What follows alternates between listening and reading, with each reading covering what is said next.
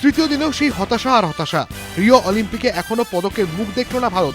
আশা জাগিয়েও মাত্র 0.5 পয়েন্টের জন্য পদক হাতছাড়া শুটার অভিনব বিন্দ্রার।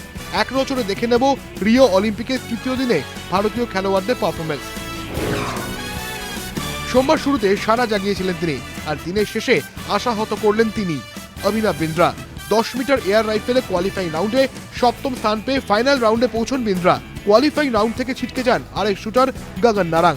এরপর ফাইনাল রাউন্ডে দুরন্ত শুরু করেন অভিনব, কিন্তু একেবারে শেষ মুহূর্তে ইউক্রেনের কুলিসের সঙ্গে একই পয়েন্ট হওয়ায় শেষ রাউন্ডে অভিনব স্কোর করেন 10 পয়েন্ট, কিন্তু কুলিস 10.5 স্কোর করায় পদকের আশা শেষ হয়ে যায় অভিনব বিন্দ্রার।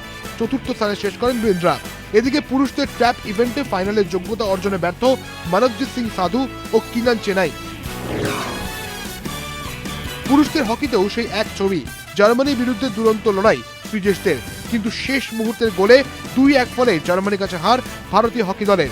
মঙ্গলবার গ্রুপের তৃতীয় ম্যাচে আর্জেন্টিনার মুখোমুখি হবে ভারত। অন্যদিকে মহিলাদের হকিতে ব্রিটেনের কাছে 3-0 গোলে হার ভারতীয় হকি দলের। তীরন্দাজিতেও সেই এক হতাশা।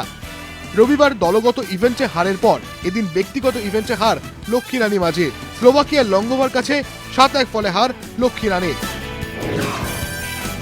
সাঁতারে ভারতের 2 সাঁতারুই চূড়ান্ত ব্যর্থ। পুরুষদের 200 মিটার বাটারফ্লাই হিটে 29 জনের মধ্যে 28তম স্থানে শেষ করেন সজন প্রকাশ। অন্যদিকে মহিলাদের 200 মিটার ফ্রি স্টাইলে শিবানী কাচারিয়া শেষ করেন 41তম স্থানে। এবিপি আনন্দ।